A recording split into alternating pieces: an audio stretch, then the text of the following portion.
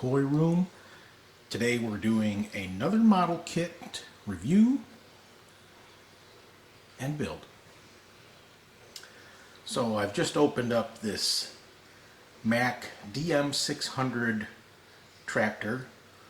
Some people might call it a semi-truck. And this is 1/25th scale, so it's going to be pretty big.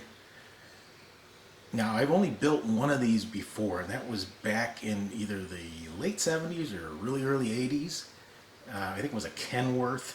I think I still have it in pieces around here somewhere that I have to like reassemble. I'm not sure what happened to it. But this, that was an AMT kit, I remember, but this is an MPC, so I'm hoping this is similar in quality to the AMT, because AMT did quite a few of these 1/25th scale large trucks, and round 2 seems to be re-releasing a lot of them in the last few years, especially some that haven't even been released probably since the 70s or maybe early 80s, something along that line. So this one went on clearance, and that's why I picked it up, because I don't normally build these large vehicles, but I also happen to have, and it's packed away right now so I can't show it to you, but I found at an antique store a shrink wrap sealed, factory sealed car hauler, AMT from the 70s, in the long skinny box. You probably remember those. And I thought that would be really cool to hook up to a cab and put some 1/25th scale cars on the back of it. Except I'm kind of on the fence on whether I want to build it, since it's a completely factory sealed, never opened kit from the 70s. So I'm hoping maybe they re-release that and I'll just buy the new one, and then I won't have to open up the vintage one. So anyhow, this kit's got a lot of parts in it. And here's some of the features in this kit. You got 10 hollow tires, plated wheels, giant 6-cylinder diesel engine, working suspension. The hood opens towards the front, and it's got steerable wheels too. So this should be interesting to see if this comes out good or not. I don't know anything about this kit at all. And the show here, I'm not sure if this is included with this, but it says coming soon from MPC, the gravel trailer. And then they show these three, but it says presented for nostalgia only, so obviously these are, they have no plans at the time of this box to make those kits again. But anyhow, yeah, this is enormous. It doesn't say how many pieces are in here though, so I'm not sure what you get. So besides the instruction sheet, you get one of these build a small version of the box. Don't need that. And here's the decals. I've removed everything from the plastic bags except for the decals. And these are what you get for the decals. Nothing that special. A whole lot of license plates, some roadway, and some of these ones like for the door. You know, I probably will use those. I'm not 100% sure at this point, because I don't know how I'm going to build it yet. This is a MACK, as you see. I didn't really even look at this instruction sheet yet. This gives some information on the actual truck, and then it goes through your typical model kit of the period from when it was originally made, building your suspension and your wheels, your frame,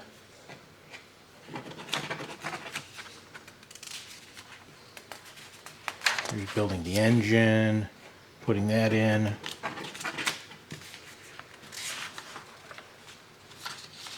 putting the cab and parts together, the interior, some of the accessories,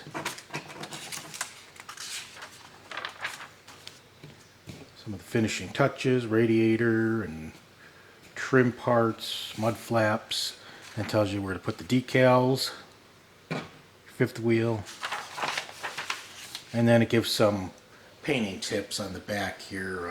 It tells you how you can do it just like the one in the box, and gives you some tips on what parts should be painted the same color if you want to do a fleet truck or a non-fleet truck. And then it calls out in the kit with letters of what they recommend. But you don't have to follow that. You can do it the way you want to do it. So let's see, how about let's look at the chrome parts first for a change. We got 2 huge chrome trees here.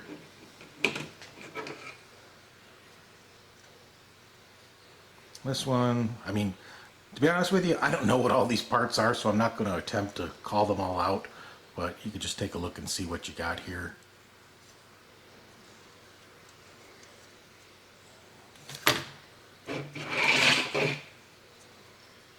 I can see some engine parts, some wheels, some bumpers, some lights, steering wheel, things like that. Things that I do recognize. Here's the cab. 2 pieces. That's a strange looking one, actually. It's got this weird part that sticks out to the side there. Not exactly sure how this goes together. Oh, like that.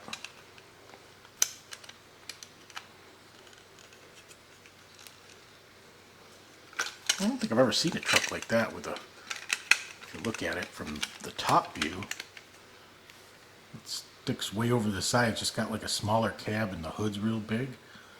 That's interesting. But that's molded nice. And it'll tip forward like this when you have it all done. Look at these tires. Oy, oy, oy. How many you got here? There should be 10, I think. 2, 4, 6, 8, 10. Yeah. Now, these are weird. I've never seen these before with the nipple in them that you have to cut out.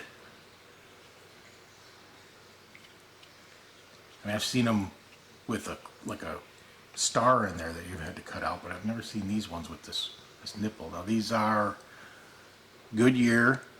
I think they're Goodyear. Yeah. Yeah, they're Goodyear tires. So they're rubber, they're hollow. Oh, those should be interesting. I'm just going to shove these out of the way.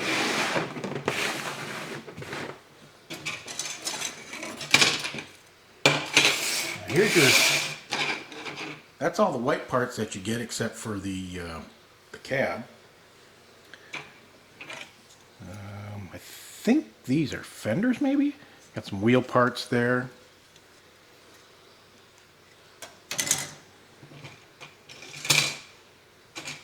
A couple pieces fell off. It looks like a horn.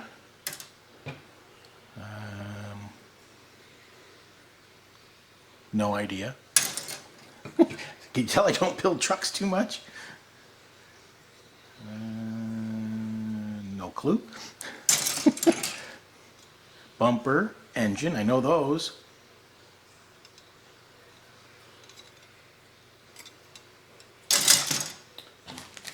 And here's your clear parts. You got some windows. Looks like you get side windows, back window, and windshield. And 2 tiny little red taillights. I'm guessing that's what they are. That's it. They don't give you any other running lights, or well, at least lenses for them anyway. They may be on the chrome tree and you have to paint the lenses. And they also give you hose, which I'm assuming is maybe, well, I was going to say spark plug wires, but diesels don't have spark plugs. So maybe this is wiring for the brake lines or something, maybe the air brakes. I'm not exactly sure. It looks a little too thin for like radiator hoses or anything like that. So I guess we'll find out when we build it. And there are actually a lot of black molded parts. Not sure why they decided to mold them in different colors. Doesn't seem to be any rhyme or reason for it, I can tell. know what that is, but that fell off. These are obviously the frame rails. They look a little warped. I'm not sure if they're supposed to be like that.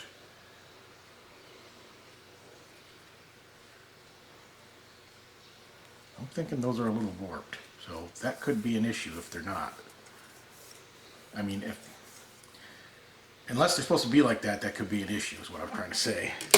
Because they're not exactly flat. So we'll see what happens. This big tree of wheels and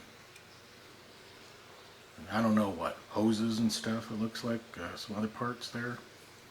Lots of parts. Now, this is obviously, I know these parts, these are like axles and springs for suspension and I don't even know what those things are. A lot of things I don't know what they are. And some more, looks like some more frame parts maybe, radiator. Possibly something for the engine there, turbocharger or something. Fan belt. And some cover for something. And this is the interior. And the dashboards. Oh, these are mud flaps. You see MACK on them. That's a seat. 2 seats. And some other parts. I'm not sure what they are.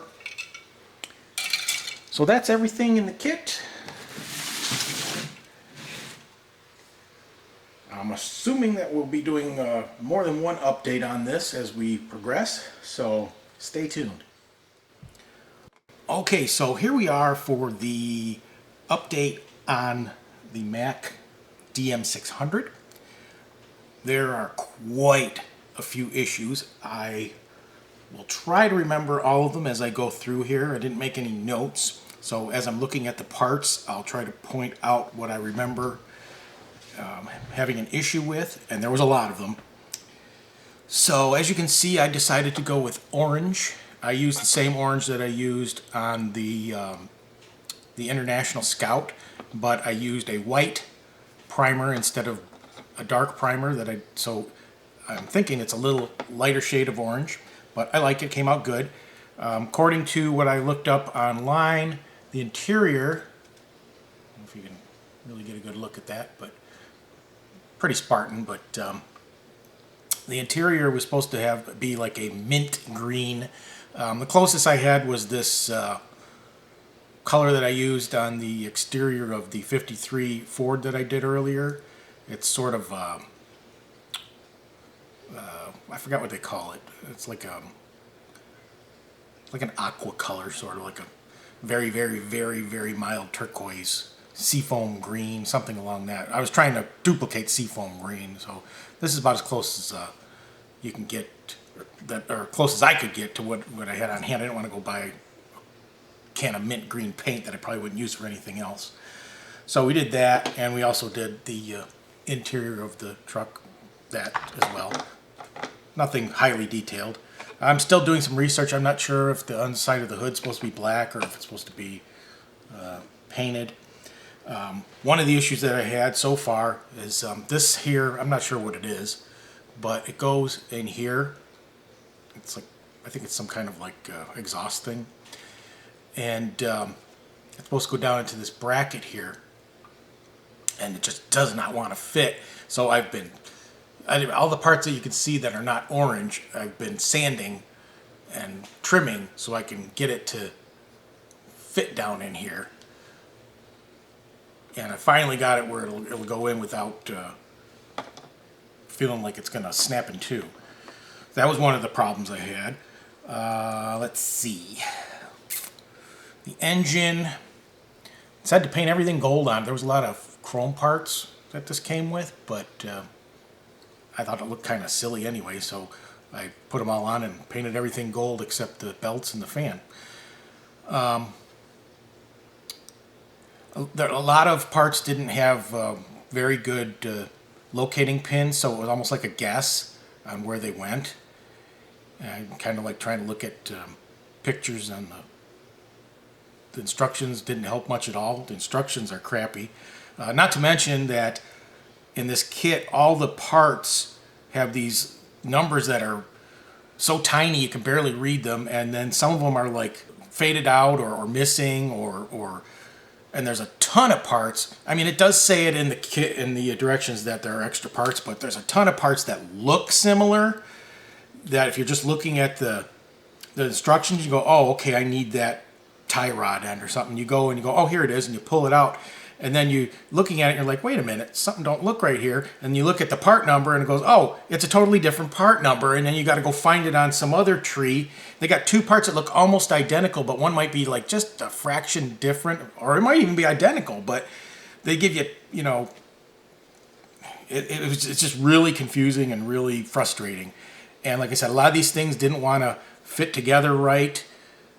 They didn't, like, I got this part screwed up. You probably can't tell, but I'm going to have to like really trim this part here because it didn't fit properly where I put it on this front cover, and I got it cocked and I didn't realize it, but it was too late because it was already, like, the cement had already set. So I mean, it'll fit, but it's like crooked. But I'll make it work when I get it in the frame. Speaking of the frame, it was not warped. If you can see here, it's actually tapered. Like, the front part is wider than the rear part, so there was nothing wrong with the frame. It wasn't warped, and it went together fairly well. As you see, I did leave some parts chrome, like these gas tanks. Some of the instructions were very, very sparse in where you were supposed to put things. It was really not fun, really. I tell you that right now. This kit is not a lot of fun. It's really tedious. But I'm hoping it'll look good when I get done. But with all the parts that don't fit right, I'm afraid that maybe something is not going to look right when I get it done. Now this does have, let's see if you can see this. Oh, I want to break it. This does have steerable suspension. It's a little troublesome trying to get those little pins melted over because they don't give you a whole lot of peg to work with. So you go too far and they're stuck, and you don't go far enough, it'll fall off. So, you know, it's kind of like a happy medium. Now, as far as this is the next part that's actually going on. This is like the whole rear end assembly here. Oh, that was another thing. The tires fit horribly on the rims. I did not glue them on at all. I just slid them on. You had to cut those little nipples out, if you remember from earlier in the video. And so I basically built the whole rim and painted them, and then I went back over the lip with the Molotow chrome pen. These are chrome hubcaps that get glued on. They weren't part of the rim. And then I just slid the tires over. As you can see, they're dual wheels on all of them. I mean, they stay on pretty good, but just the way that they go on there, they're just a terrible fit, really. Really disappointing. Another thing they got you doing, they say to leave this part, like this drive shaft, don't cement it. Why? It doesn't move. There's nothing that moves in here at all, so there's no reason to not cement it. Plus, I had to cement it because it was too short to really fit properly between the two axles, and if I didn't cement it, it would fall out. And then this one here, I'm hoping fits. On the front here, you can see the longer one. I painted them silver. They were chrome, but I painted them silver just so they kind of stood out a little bit from everything, because I painted almost everything on the frame black. But they do roll. You can see that the rolling mechanism works really good. I put a little bit of Vaseline on the parts where they meet up, and that lubricates. It's safe on the plastic. I'm trying to think what else. Let's see. Yeah, all these parts in the interior, this dashboard did not want to fit right. It's like almost like it's too short. I had to put a rubber band on here and hold this together until the glue dried so that the dashboard wouldn't fall off. The seats in here, the frames didn't fit right. And speaking of wrong parts, these shifters are one of the ones that I did exactly what I said earlier. I grabbed the wrong ones, not realizing that there was two that were all almost identical, and I'm gluing them in, and then the one didn't quite want to fit right, and I was like, what the heck's going on here?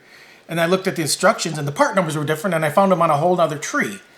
But I already had these in, and I already had them painted because I painted the knobs and the boots, and so I'm like, screw it, I'm putting these in, nobody's going to know any different anyway. Here's the front wheels. I did the same thing, except I painted the centers on these because they were part of the rim. And was there anything else? I think that's it. That all I can think of off the top of my head. And looking at the model. I mean, like I said, a lot of parts didn't want to go together right. Had to modify to get them to fit, especially this thing. So we'll see what happens with the rest of it, and probably what will end up happening is there's going to be the final reveal will be next, unless there's just some major problems, and I'll just go over the whatever else I ran into at that time. Ay, ay, ay. So here we are with the final reveal. Whew. All I have to say is if you like punishment, buy this kit. If I knew what this was going to be like before I started, I would have never started this kit. This kit was a pain in the bleep. As you can see, I mean, I did the best I could with it. I think it came out decent. It looked good on the shelf, but God, what a nightmare. Nothing fit right. I'll try to go over some of it if I can, but there's just so much. And then I'll show you some of the actual features of the kit, some of the parts that move.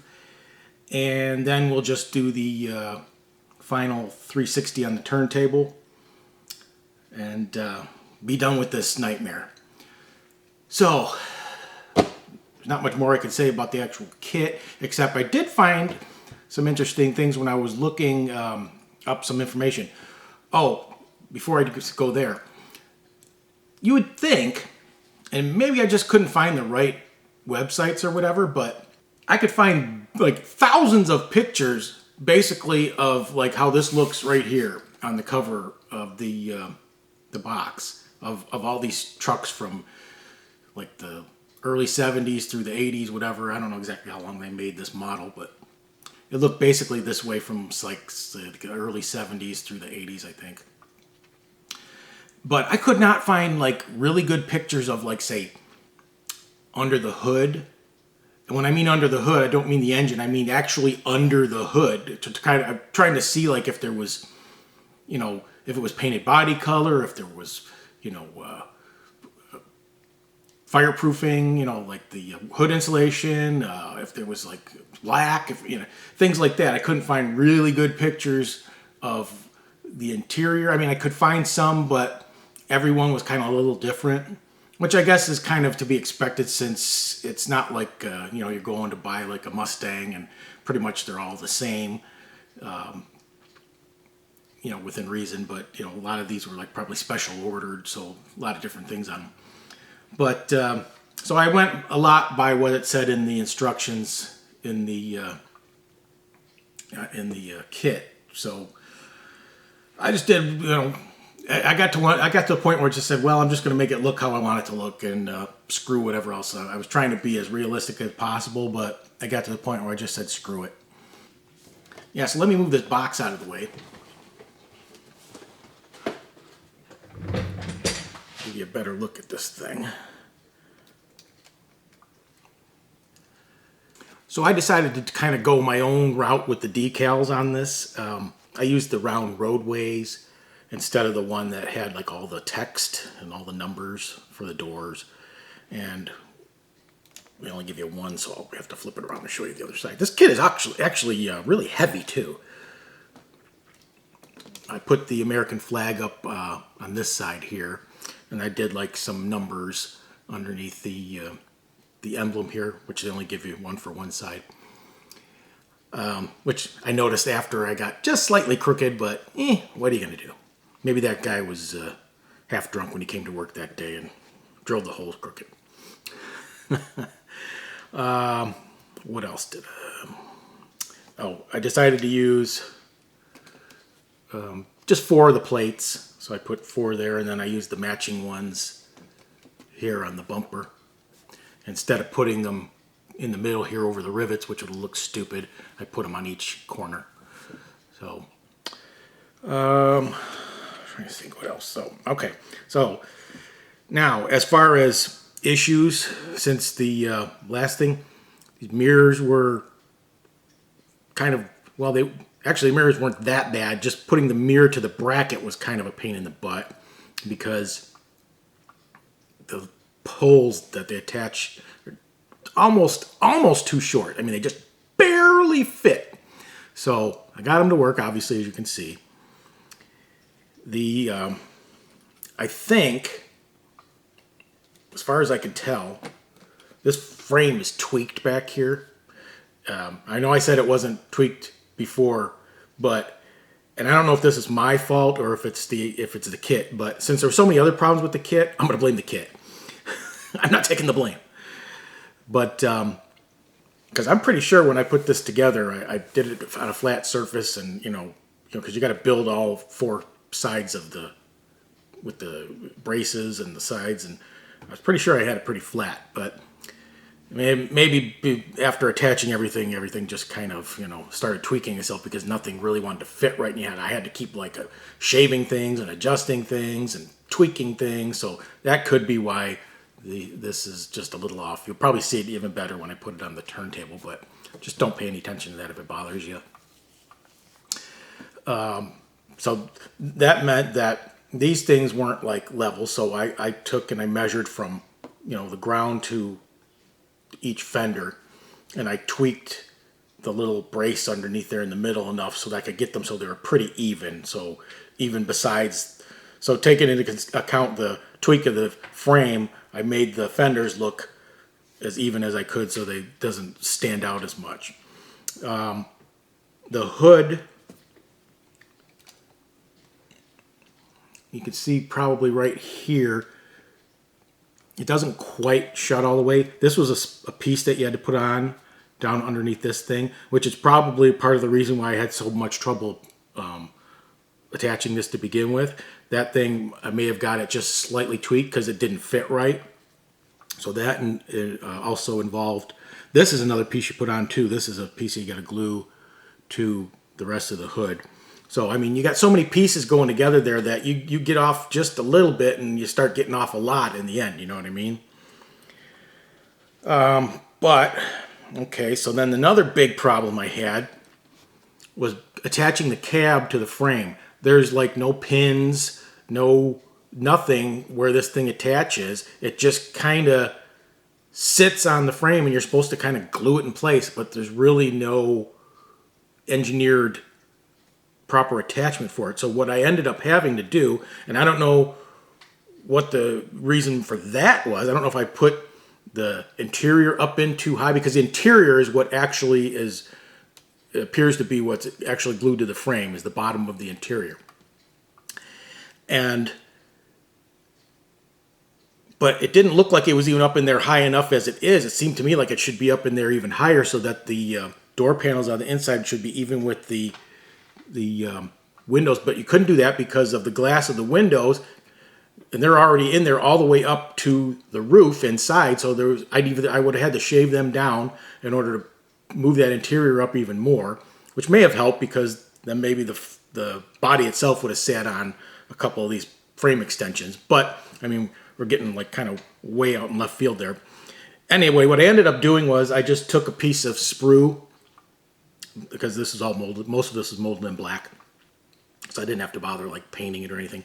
And I took little chunks of the sprue, and then I split it down the middle, like if you're splitting a log, and then I sanded it. So basically I was making little boards, little flat 2x4s, and I glued those to the places underneath to basically give me something for the body to attach to, because it was basically just sitting and floating above the frame. and I couldn't attach it. There would have been no way to attach this body at all. So I basically made body mounts, and I glued them to the bottom, and then I glued the body onto there. But what I did first, because I knew this was going to be a problem, is I attached the hood first. And I got that on straight, and you have to attach that with the other side of the frame rail, the front part, where the little hinge is. And I'll show you that in a minute, how it opens and everything. But I knew that if I would have attached the cab and then attached the hood, there's no way this thing would have ever lined up. So what I did was I attached the hood first, then I put the body on and I adjusted it till it fit the hood. And then I glued the body in place with the hood closed. Then I knew I would get a good seam and lineup of the hood to the body. Even though, if you look at it, the body, and this is exactly why I knew, the body is not completely straight on this frame. It's actually kind of, if this is straight, it's kind of, I'm exaggerating, it's like this. It's tweaked like that. I mean, it's just like a millimeter, but you can't tell by looking at it unless you're really looking for it. But where you look at this, this is what you're really looking for up here. If this doesn't line up right, it looks all funky. So this lined up pretty good doing it that way. Okay, so I think that's about the, no, well, there's more issues, but I'll show you. One of them is under the, well, a couple of them are under the hood. But, so let's see what else. Is there anything else out here? Oh, the mud flaps. Attaching the mud flaps to the to these fenders was kind of a pain in the butt. There's no pins or anything. Just two flat surfaces. So, I mean, you know how that works. And one of them, they're both beveled. So you go and glue it, and then it starts going like doesn't want to sit straight. So, I mean, that was fun trying to get those to, you know, not tip over or whatever. But let's see if I can show you this. I don't know how easy this is going to show. But the suspension actually kind of works a little bit. There, you can see the wheels moving. See, the rear suspension actually works. And you can see like the drive shaft kind of pivoting on the U-joints up in here. Just kind of neat. Then you got this little fifth wheel thing here. Let me see it easier if I move it here maybe. Got a little lever on it that tilts.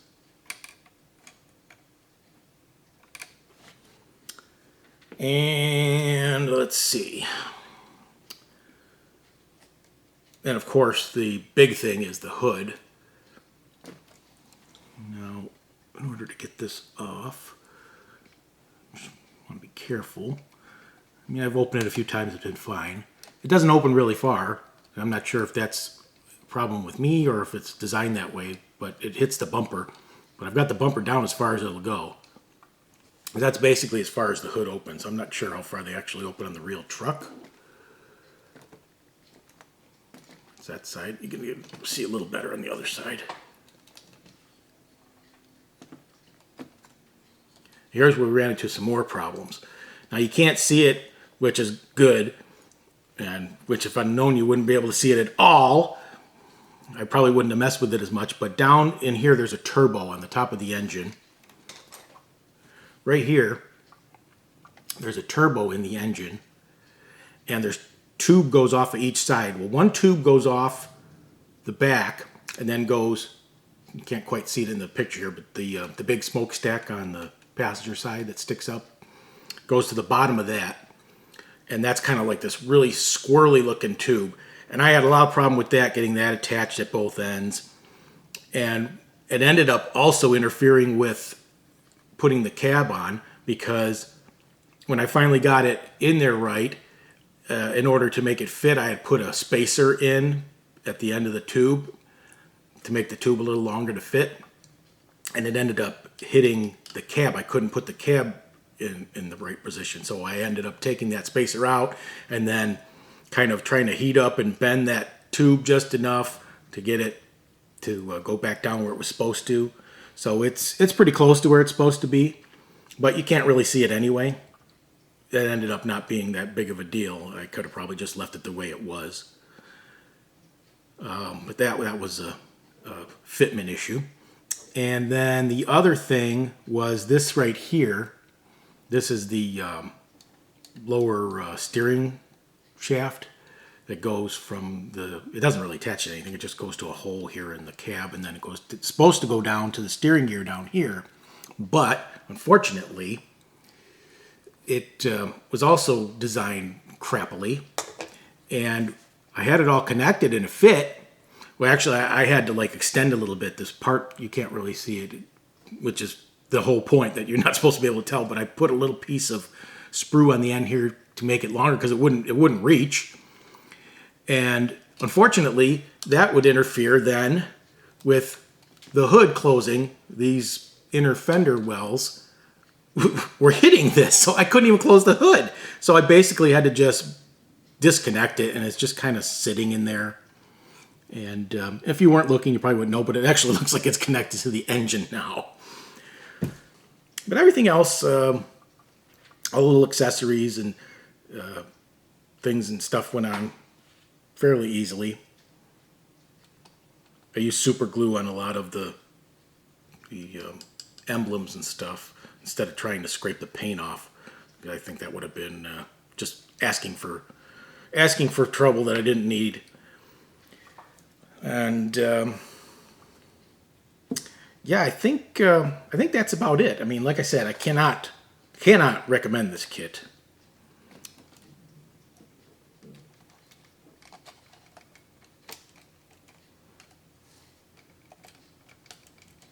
But you can see it closes up real nice. Looks pretty good. Here's the front. Little bulldog hood ornament. That's a nice little touch that they put on there. But it'll look nice next to my 1/25th scale cars. It's in the same scale, so. And maybe if I get the trailer to hook up to it or something, I'll work on that at some point in the future. But, oh, good Lord. I mean, yeah, unless you just really love having to tweak and shave and customize and think outside the manual on pretty much every step of the way. Well, if you like doing that, then buy this kit. If you don't, then I'd pass on it if I were you. But I'm glad I'm done with it. Let's just put it down. Oh, one more thing I forgot to show you. The wheels actually steer. I don't know how I forgot that. And it's all, you can't really see it because everything's underneath, but it's all linkaged, and I mean, even like the idler arm and all that all moves. That's a pretty neat little feature. But that was troublesome and complicated, overly complicated to build. But there you go. Let me throw it on the turntable here for you, and you can watch it spin a couple times. And besides that, thanks for watching. Come back for more.